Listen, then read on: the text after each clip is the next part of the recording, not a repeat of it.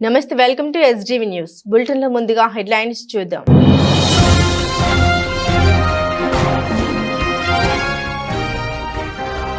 CM చంద్రబాబుతో భేటీ అయిన కేంద్ర ఉక్కు మంత్రిత్వ శాఖ ప్రతినిధుల బృందం. వైజాగ్ స్టీల్ ప్లాంట్ బలోపేతానికి సమగ్ర కార్యాచరణ రూపొందిస్తున్నాయని వెల్లడి.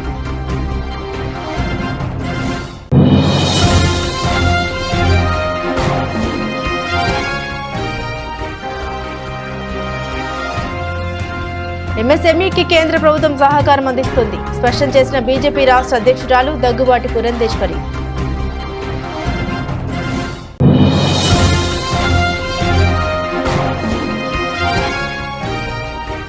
తాడేపల్లి పరిధిలో గంజాయి విక్రయిస్తున్న 3 వ్యక్తుల అరెస్ట్. నిందితుల నుండి 3 కేజీల గంజాయిని స్వాధీనం చేసుకున్న పోలీసులు.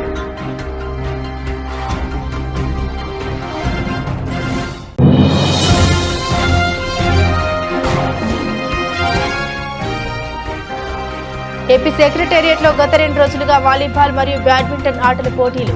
పోలీసుల్లో మానసిక ఒత్తిడి తగ్గించేందుకు క్రీడలు దోహదపడతాయన్న commandant Shankarrao. Vizag steel plant బలోపేతానికి కేంద్ర రాష్ట్ర ప్రభుత్వాలు సమగ్ర కార్యాచరణ రూపొందిస్తున్నాయి. ఈ మేరకు భారత ప్రభుత్వం ఉక్కు మంత్రిత్వ శాఖ ప్రతినిధి బృందం ముఖ్యమంత్రి నారా చంద్రబాబు నాయుడుతో సోమవారం ఉండవల్లిలోని ముఖ్యమంత్రి నివాసంలో చర్చలు జరిపింది. కేంద్రంలోని ఎన్డీఏ ప్రభుత్వం వైజాగ్ స్టీల్ ప్లాంట్ బలోపేతానికి ప్యాకేజీని మంజూరు చేసిన తర్వాత తదనంతర పరిణామాలపైన తీసుకోవాల్సిన చర్యలపైన ప్రధానంగా చర్చ జరిగింది.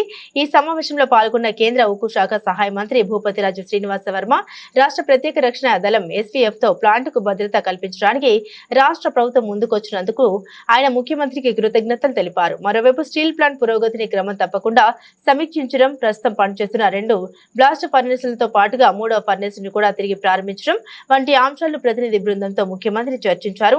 వైజాగ్ స్టీల్ ప్లాంట్ తో తమ రాష్ట్రానికి భావోద్వేగ అనుబంధం ఉందని, దీన్ని పరిరక్షించుకోవాల్సిన అవసరం ఉందని ముఖ్యమంత్రి అన్నారు. ఈ సమావేశంలో ఉక్కు మంత్రిత్వ శాఖ కార్యదర్శి Sandeep Poundrik, joint secretary Abhijit Narendra, NMD CMD Amitava Mukherjee, RINL in charge CMD Ajit Kumar Saxena, MECON CMD SK Verma, MSTC limited CMD Manobendra Ghoshal పాల్గొన్నారు. పేదరిక నిర్మూలనకు కేంద్రం కట్టుబడి ఉందని, ఎంఎస్ఎంఈకి కేంద్ర ప్రభుత్వం సహకారం అందిస్తుందని బీజేపీ రాష్ట్ర అధ్యక్షురాలు దగ్గుబాటి పురంధేశ్వరి స్పష్టం చేశారు. కేంద్ర ప్రభుత్వం, రాష్ట్ర ప్రభుత్వం సమాంతరంగా అభివృద్ధి, సంక్షేమ కార్యక్రమాల అమల్లో ముందుకు వెళ్తున్నాయని తెలిపారు. ఎన్నికలకు ముందు తాము పేర్కొన్న విధంగా డబుల్ ఇంజన్ సర్కార్ అధికారంలో ఉంటే ప్రజలకు మెరుగైన పాలన సాధ్యమవుతుందనే ప్రకటనలను ఆచరణలో సాధ్యం చేస్తున్నామని తెలిపారు. పేదరిక నిర్మూలనకు కేంద్రం కట్టుబడి ఉందని, ఎంఎస్ఎంఈకి కేంద్ర ప్రభుత్వ సహకారం అందిస్తుందని బీజేపీ రాష్ట్ర అధ్యక్షురాలు దగ్గుబాటి పురంధేశ్వరి తెలిపారు. దేశంలోని టాప్ 500 కంపెనీలు 1 కోటి మంది నిరుద్యోగులకు ఉపాధి చూపాలని ప్రధాని నరేంద్ర మోదీ కోరారని, ఆ స్ఫూర్తితో రాష్ట్రంలోని పేదలకు ధనవంతులు చేత ఇవ్వాలని సీఎం చంద్రబాబు పిలుపునిచ్చారని అన్నారు. కేంద్ర ప్రభుత్వం, రాష్ట్ర ప్రభుత్వం సమాంతరంగా అభివృద్ధి, సంక్షేమ కార్యక్రమాల అమల్లో ముందుకు వెళ్తున్నాయని తెలిపారు. ఎన్నికలకు ముందు తాము పేర్కొన్న విధంగా డబుల్ ఇంజన్ సర్కార్ అధికారంలో ఉంటే ప్రజలకు మెరుగైన పాలన సాధ్యమవుతుందనే ప్రకటనల్ని ఆచరణలో సాధ్యం చేస్తున్నామని తెలిపారు. విజయవాడలోని బీజేపీ రాష్ట్ర కార్యాలయంలో నిర్వహించిన పార్టీ రాష్ట్ర కార్యవర్గ సమావేశానికి పురంధేశ్వరి అధ్యక్షత వహించారు. ఆగిపోయిన పోలవరం ప్రాజెక్టుకు 15,000 కోట్లు ఇచ్చారని, అమరావతి రాజధానికి 12,500 కోట్లు, ఏడీబీ నుండి 11,000 కోట్లు హాడ్కో నుండి ఇస్తున్నారని, గుంతలమయమైన రహదారుల బాగుకు ఆర్థిక సహాయం అందిస్తున్నారని, పంచాయతీరాజ్కు 4,800 కోట్లు ఇచ్చారని, 7,200 కోట్లు ట్యాక్స్ డివాల్యూషన్ గా నిధులు విడుదల చేశారని వివరించారు. అనేటువంటి విషయం మీద దృష్టి కేంద్రీకరిస్తూ, అదేవిధంగా సంస్థాగతంగా ఏ మేరకు పార్టీని ఆ జిల్లాలో బలోపేతం చేసుకున్నారు అనేటువంటి విషయాన్ని సమీక్షించుకుంటూ, మొన్న మాకు జాతీయ అధ్యక్షుడు నడ్డా గారితో జరిగినటువంటి సమావేశంలో, వర్చువల్ కాన్ఫరెన్స్లో వారు కొన్ని నిర్దేశాలు జారీ చేయడం జరిగింది. అంటే కొన్ని కార్యక్రమాలు ఇప్పుడు ఏప్రిల్ నెల వచ్చేటప్పటికి మాకు పార్టీ ఆవిర్భావ దినం ఏప్రిల్ 6, అదేవిధంగా ఏప్రిల్ 14 బాబాసాహెబ్ అంబేద్కర్ గారి జయంతి. ఈ 2 కార్యక్రమాలు కూడా మేము అనివార్యంగా ఏవైతే 6 కార్యక్రమాలు అని చెప్పి నేను ఇంతకు ముందు చెప్పాను, దాంట్లో భాగంగా ఈ 2 కార్యక్రమాలు కూడా ఉన్నాయి. కనుక ఈ విషయాలన్నింటినీ కూడా చర్చించుకోవాలి అనేటువంటి ఆలోచనతోటి ఇవాళ పార్టీ సమావేశం ఏర్పాటు చేసుకోవడం జరిగింది. నిన్న మొన్నటి వరకు జరిగినటువంటి సంస్థాగతపరమైనటువంటి అంశాలకు వస్తే, సభ్యత్వ నమోదు కార్యక్రమం నిన్న మొన్నటి వరకు జరుపుకున్నాం. కింద ఉన్నటువంటి కార్యకర్తలు అద్భుతంగా పనిచేసినటువంటి సందర్భంలో మేము ఈ కార్యక్రమం ప్రారంభం చేసినప్పుడు ఒక లక్ష్యాన్ని నిర్దేశించుకున్నాం, ఒక 25 లక్షల మందిని సభ్యులుగా చేర్చుకోవాలి పార్టీలోనని చెప్పి. కార్యకర్తలు అద్భుతంగా పనిచేసినటువంటి సందర్భంలో మేము క్షేత్రస్థాయిలో ఆ 25 లక్షల లక్ష్యాన్ని ఏదైతే నిర్దేశించుకున్నామో దాన్ని మేము చేరుకోవటం జరిగింది. అదేవిధంగా క్రియాశీల సభ్యుల్ని కూడా చేర్చుకోవాలి అని చెప్పి ఒక కార్యక్రమం చేపట్టాము. దానికి సంబంధించి 21,000 క్రియాశీల సభ్యుల్ని కూడా చేర్చుకోవటం జరిగింది. బూత్ కమిటీలు కింద ఉన్నటువంటి జిల్లాధ్యక్షులు, అదేవిధంగా కొత్తగా నియామకమైనటువంటి జిల్లాధ్యక్షులు మరియు మండలాధ్యక్షులు, ఇంతకు ముందు ఉన్నటువంటి జిల్లాధ్యక్షులు మండలాధ్యక్షుల యొక్క సహకారంతో బూత్ కమిటీల మీద కూడా దృష్టి కేంద్రీకరించడం జరిగింది. ఇవాళ కింద చూసినట్లయితే మాకు దగ్గర 2,18,000 మంది బూత్ స్థాయిలో కార్యకర్తలు ఉన్నటువంటి పరిస్థితి ఇవాళ రాష్ట్రంలో మనందరికీ కూడా కనపడుతుంది. కనుక ఒక రకంగా చెప్పాలంటే భారతీయ జనతా పార్టీ పట్ల ఖచ్చితంగా ఒక సానుకూల భావన ఏదైతే ఉందో అది పెరుగుతున్నది, ఆదరణ పెరుగుతున్నది అని చెప్పి చెప్పడానికి ఇది నిదర్శనం అని చెప్పి మేమందరం అయితే గట్టిగా విశ్వసిస్తున్నటువంటి మాట. కిందకి వెళ్ళి మోడీ గారి గురించి కానీ భారతీయ జనతా పార్టీ గురించి కానీ మాట్లాడినప్పుడు ప్రతి ఒక్కరూ కూడా ముందుకు వచ్చి ఆశీర్వదించడానికి మేము సన్నద్ధంగా ఉన్నాము అనేటువంటి విషయం కూడా ప్రజల నుండి వస్తున్నటువంటి భావన. ఇవాళ 3 పర్యాయాలు కేంద్రంలో భారతీయ జనతా పార్టీ అధికారంలోకి వచ్చింది అని అంటే అది ప్రజల్లో ఉన్నటువంటి ఆ సానుకూల భావన ఏదైతే ఉందో అదే ఆశీర్వాదంగా మారి ఆదరణగా మారి 3వ పర్యాయం కూడా నరేంద్ర మోడీ గారి నాయకత్వంలో మరి ఎన్డీఏ కూటమి అక్కడ కేంద్రంలో అధికారంలోకి వచ్చినటువంటి పరిస్థితి మనం అందరం కూడా గమనిస్తున్నాం. శుభాకాంక్షలు తెలియజేసుకుంటూ ఈరోజు నా పేరు వెంకటరమణ యార్లగడ్డ, నేను యూఎస్లో ఉంటానండి. మరి మన ప్రధాని నరేంద్ర మోడీ గారి చేస్తున్న అనేక కార్యక్రమాలు, అదేవిధంగా దేశం డెవలప్మెంట్ కానివ్వండి, ఇంకొక మన ఇంటర్నేషనల్ ఇమేజ్ కానీ నరేంద్ర మోడీ గారి ఆధ్వర్యంలో చూస్తున్న ఇవన్నీ చూసి నేను దాని మీద ఇన్స్పైర్ అయ్యి ఈరోజు భారతీయ జనతా పార్టీలో మన పార్టీ ప్రెసిడెంట్ శ్రీమతి దగ్గుపాటి పురంధేశ్వరదేవి గారు ఎంపీ గారు వారి పార్టీ ప్రెసిడెంట్ గారి ఆశీస్సులతో ఈరోజు ఆమె ద్వారా మరి కండువా కప్పి ఈరోజు పార్టీలో జాయిన్ అవ్వడం జరిగింది.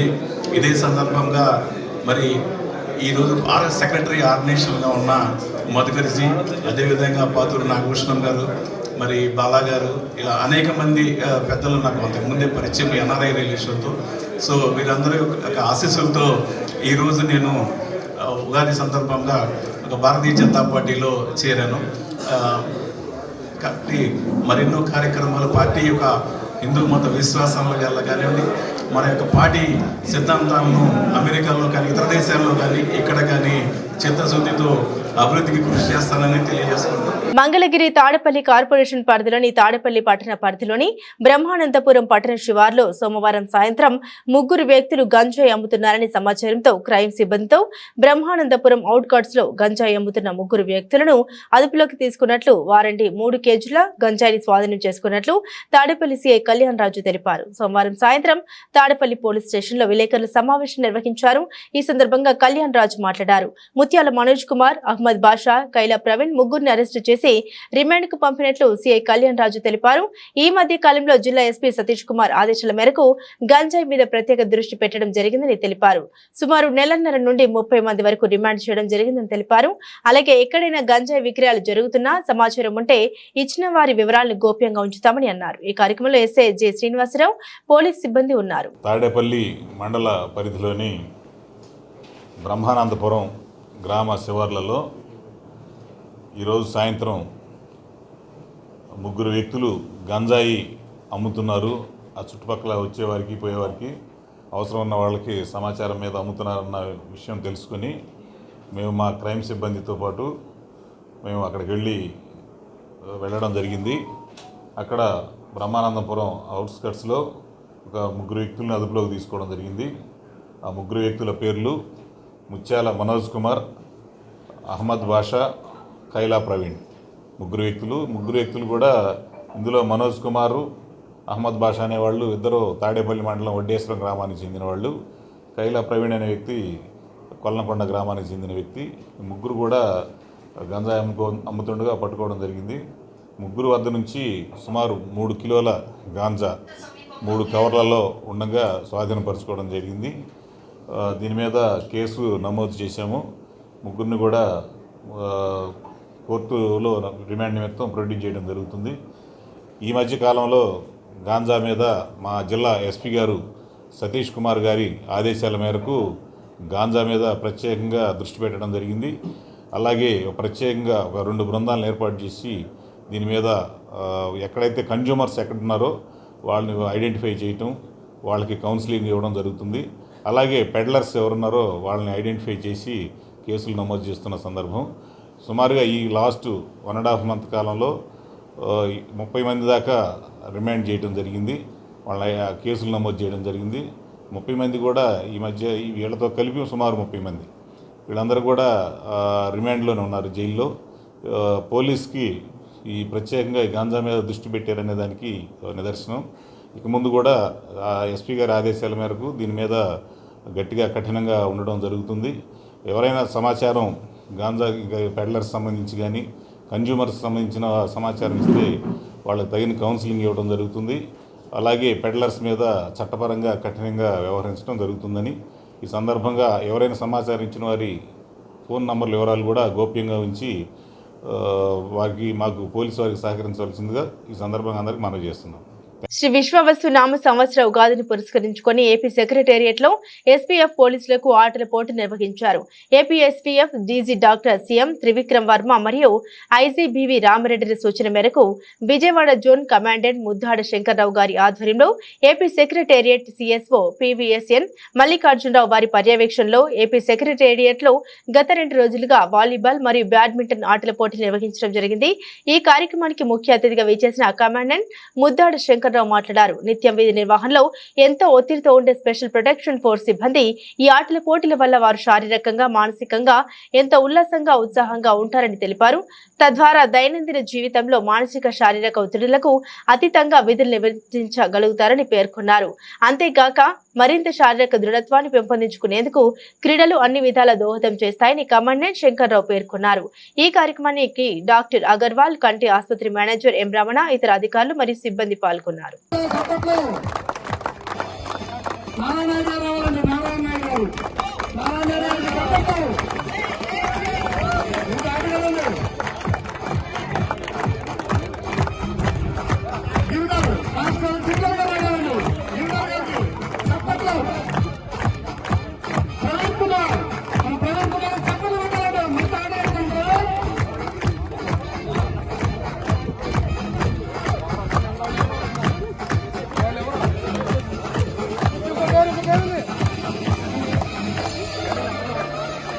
ఎప్పుడు కూడా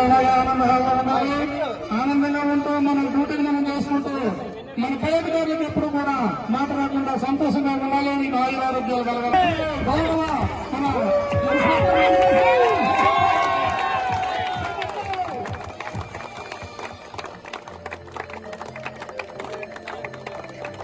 అలాగే కానిస్టేబుల్ రంగబాబు గారు రావాలండి. రంగబాబు గారికి చెప్పట్లేదు. మంచి ఆడవారండి.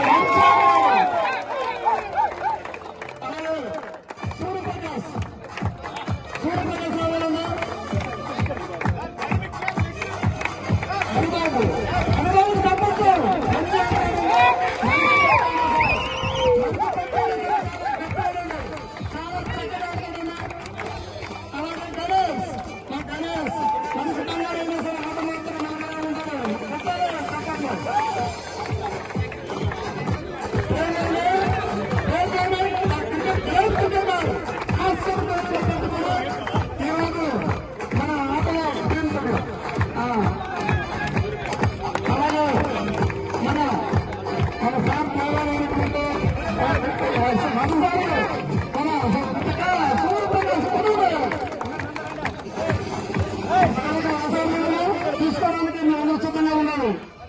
ఇప్పుడు డాక్టర్ విజయ్ కుమార్ గారు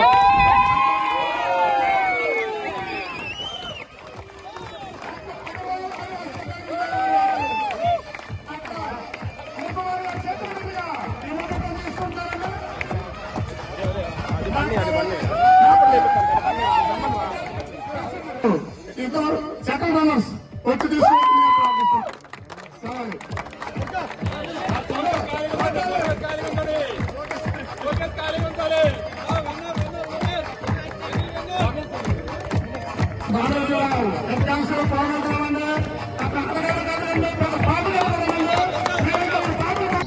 ఇందులో విజేతలకి బహుమానం ప్రదానం చేయడం జరుగుతుంది.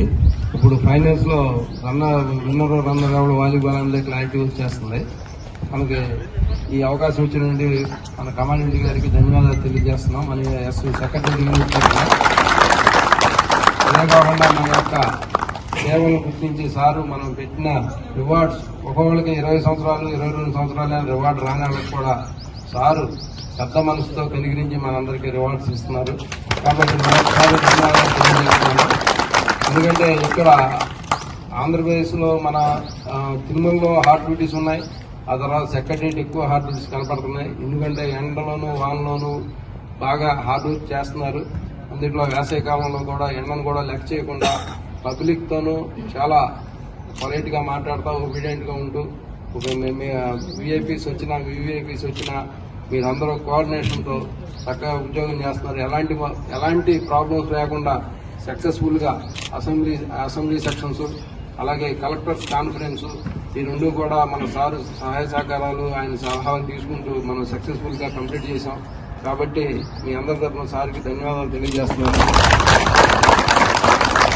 2 విషయాలు సార్ మాట్లాడవలసిందిగా ఈ సెక్రటరియట్ గురించి క్రీడా ఉత్సవాలు ఉగాది సందర్భంగా మనకి ప్రారంభించవలసిందిగా కోరి ప్రార్థిస్తున్నాం.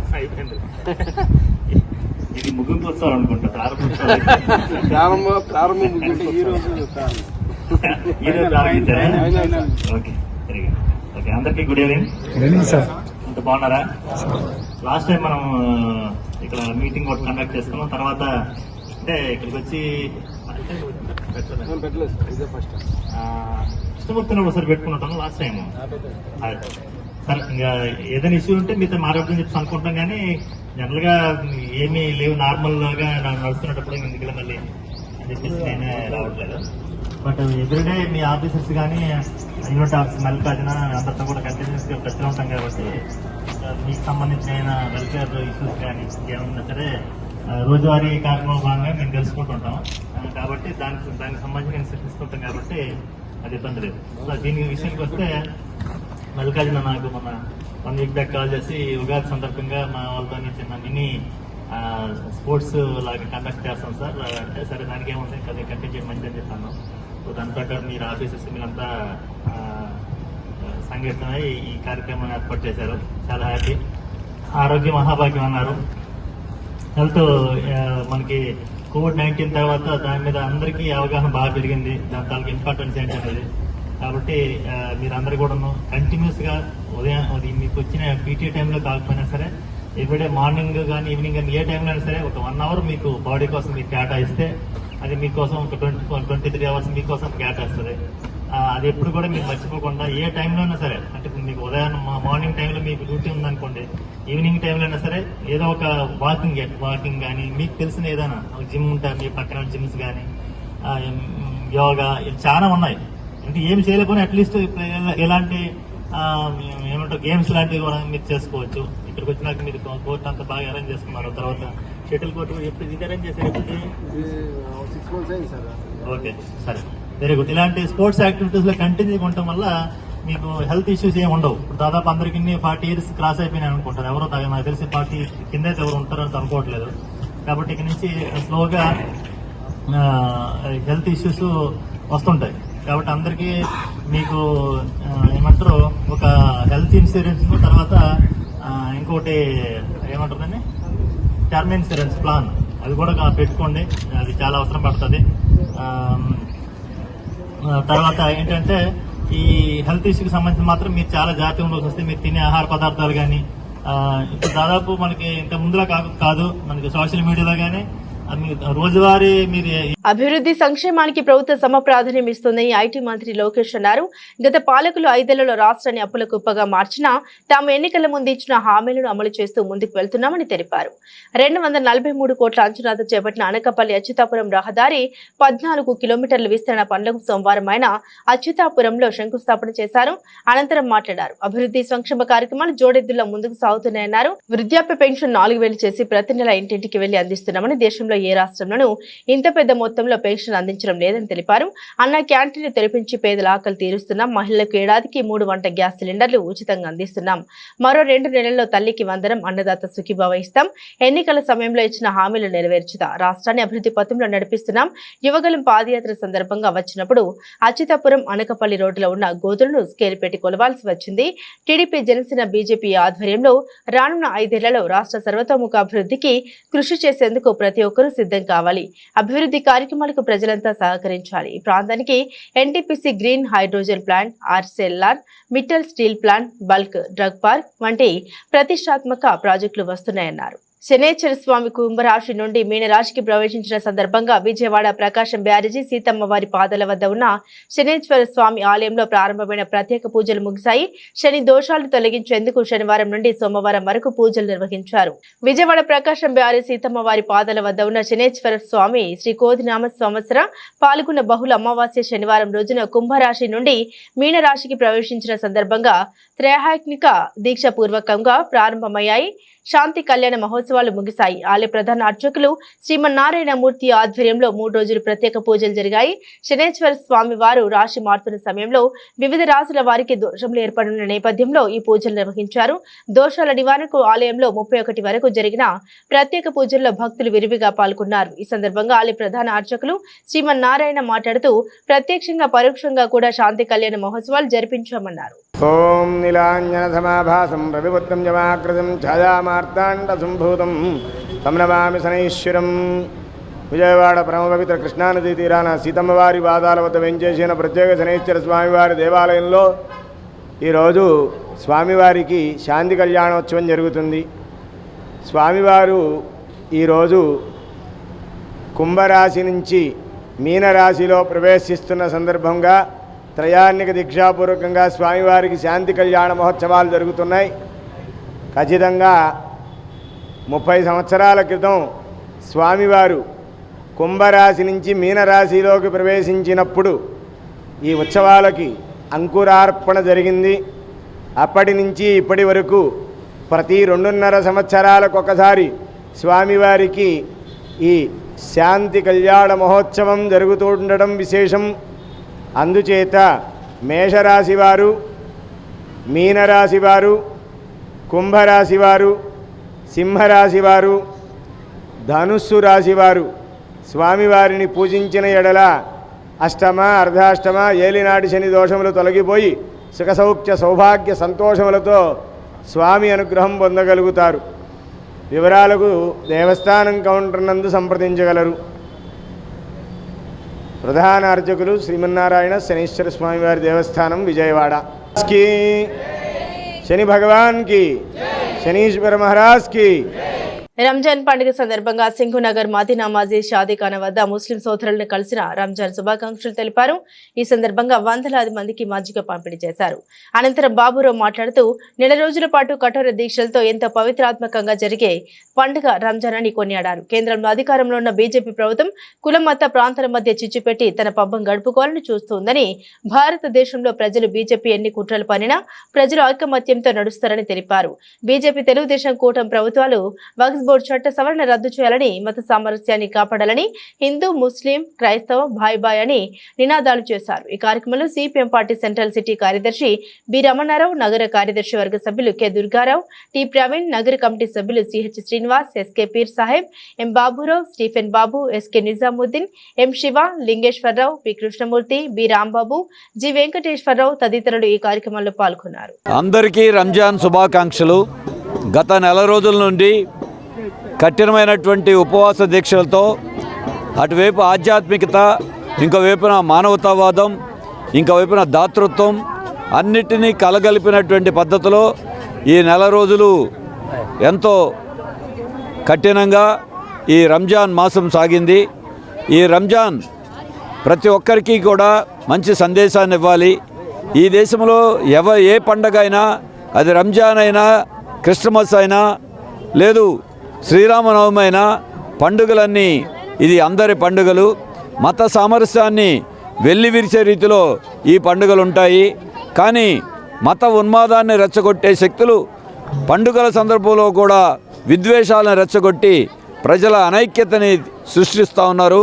కానీ ప్రజలు మాత్రం సంయమనంతో ఎవరి పండగ అయినా అది అందరి పండగలాగానే మన దేశ సాంప్రదాయం కొనసాగుతూ ఉంది. మరి అంతేకాదు ఈ రంజాన్ సందర్భంలో మైనారిటీ సోదరులందరూ కోరుకుంటుంది, ఈరోజు వక్ఫ్ చట్ట సవరణ పార్లమెంటులో ప్రవేశపెట్టారు. దీనివల్ల ఈ వక్ఫ్ చట్ట సవరణ జరిగితే ముస్లిం మైనారిటీలకే కాదు దేశానికే ప్రమాదం వస్తుంది. అందుకే కేంద్ర ప్రభుత్వం వక్ఫ్ చట్ట సవరణని రద్దు చేయాలి.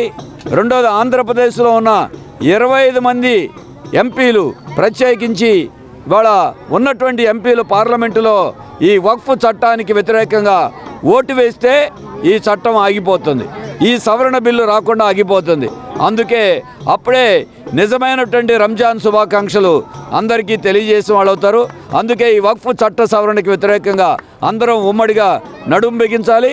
ఈ రాష్ట్రంలో ఉన్నటువంటి 25 మంది ఎంపీలు కలిపి ఈ వక్ఫ్ చట్ట సవరణని మరి ఓడించాల్సిన బాధ్యత ఉంది. దానికి వాళ్ళందరూ కూడా కోరుకుంటూ రంజాన్ సందర్భంలో మరోసారి శుభాకాంక్షలు తెలియజేస్తూ, ఎవరి మధ్య విద్వేషాలు రెచ్చగొట్టే ప్రయత్నాలు చేసిన హిందూ ముస్లిం క్రైస్తవ ఇసాయి బాయి అనే నినాదంతో సామరస్యాన్ని కాపాడుకుంటామని అందరికీ తెలియజేస్తూ అందరికీ రంజాన్ శుభాకాంక్షలు. పాస్టర్ ప్రవీణ్ పగడాల అనుమానాస్పద మృతిపై రాష్ట్ర ప్రభుత్వం పోలీస్ శాఖ నిజాలు వెల్లడించాలని పలు క్రైస్తవ సంఘాలకు చెందిన మత పెద్దలు డిమాండ్ చేశారు. ఆల్ ఇండియా దళిత క్రిస్టియన్ పీస్ ఫోరం ఆధ్వర్యంలో బందర్ రోడ్డులోని ఒక హోటల్లో కృష్ణా ఎన్టీఆర్ జిల్లాలోని పలు క్రైస్తవ సంఘాల మత పెద్దలు సమావేశం నిర్వహించారు. ప్రవీణ్ పగడాల మృతిపై సమగ్ర దర్యాప్తు చేపట్టాలని, ప్రవీణ్ పగడాల మృతిపై అవసరమైతే న్యాయ పోరాటం చేసేందుకు సిద్ధమని క్రైస్తవ సంఘాలు స్పష్టం చేశాయి. సమావేశం అనంతరం ఆల్ ఇండియా దళిత క్రిస్టియన్ పీస్ ఫోరం అధ్యక్షులు లంక కరుణాకర్ విలేకరులతో మాట్లాడారు. పాస్టర్ ప్రవీణ్ పగడాల మృతి ఘోర పరిణామమన్నారు. ప్రవీణ్ పగడాల మృతిపై భిన్న అభిప్రాయాలు, అనుమానాలు ఉన్నాయని తెలిపారు. ప్రవీణ్ పగడాల మృతి ఈ యాక్సిడెంట్ అని కొందరు అంటుంటే ఎక్కువ మంది హత్యగాని భావిస్తున్నారన్నారు. హైదరాబాద్ నుండి విజయవాడ నుండి కొవ్వూరు వచ్చే సమయంలో విభిన్న చిత్రాలు వెలువడుతున్నాయని, పోలీసులు చెప్పిన చిత్రాల్లో ముఖం సరిగా కనిపించడం లేదన్నారు. ప్రవీణ్ పగడాల మృతి అనుమానాస్పదమే. ప్రవీణ్ పగడాల అనుమానాస్పద మృతి కేసును ఛేదించాల్సిన బాధ్యత పోలీసుల అధికారులది, ప్రభుత్వానిదన్నారు.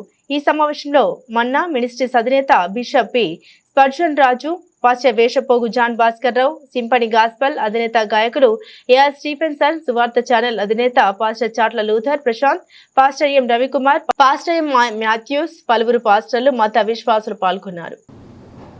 నా పేరు Lanka Karunakar, all India Dalit Christian peace forum organisation national ప్రెసిడెంట్ని. ఈ రోజున ఆంధ్రప్రదేశ్, తెలంగాణ, తెలుగు రాష్ట్రాల్లో జరిగినటువంటి ఒక ఘోర పరిణామాన్ని మనం చూసినప్పుడు చాలా బాధాకరంగా అనిపించింది. కొందరేమో అది యాక్సిడెంట్గా చిత్రీకరిస్తున్నారు, మరికొందరు అది మర్డర్గా చిత్రీకరిస్తున్నారు. ఈ రెండిట్లో ఏది కరెక్టు అనే దాని మీద కానీ ఆలోచన చేయవలసి వస్తే ఎక్కువ భాగము అది మర్డరే అనేటువంటి విధంగా కనపడతా ఉంది.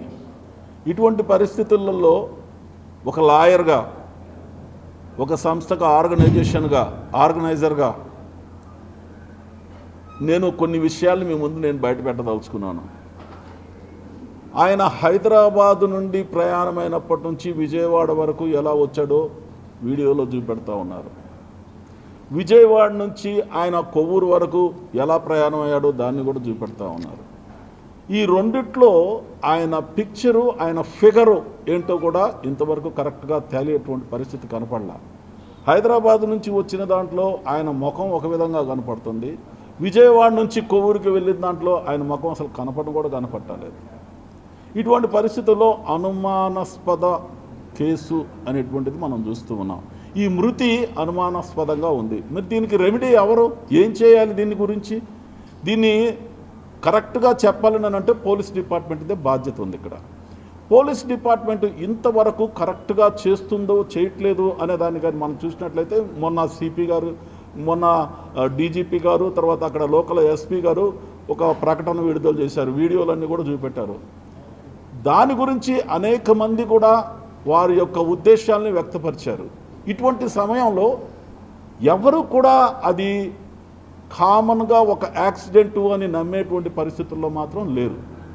నేనైతే అనేకమైన విషయాలు నేను చూస్తున్నాను. ఒక లాయర్గా నేను మాట్లాడదలుచుకుంటే రెండు పక్కల ఉంటారు. ఒక పక్క ఏమో డిఫెన్స్ లాయర్ ఉంటాడు, ఒక పక్కన ప్రాసిక్యూట్ లాయర్ ఉంటాడు. వీరిద్దరి మధ్యలో ఆర్గ్యుమెంట్స్ జరిగిన తర్వాత చివరికి వచ్చేదేంటి? కొంతకాలం తర్వాత వస్తుంది. అసలు ఇంతవరకు కూడా పోస్ట్ మార్టం రిపోర్ట్ ఎందుకు రాలేదు? ఇన్ని రోజులు జరగదు కదా పోస్ట్ మార్టం రిపోర్ట్. బులెటిన్ ముగించే ముందు హెడ్లైన్స్ మరోసారి.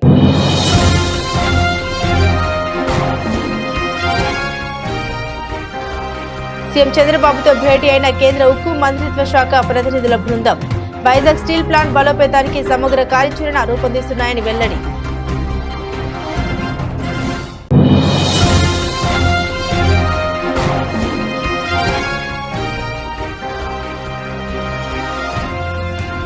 ఎంఎస్ఎంఈకి కేంద్ర ప్రభుత్వం సహకారం అందిస్తుంది. స్పష్టం చేసిన బీజేపీ రాష్ట్ర అధ్యక్షురాలు దగ్గుబాటి పురంధేశ్వరి.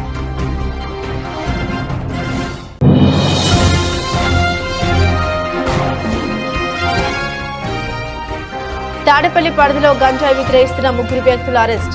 నిందితుల నుండి 3 కేజీల గంజాయిని స్వాధీనం చేసుకున్న పోలీసులు.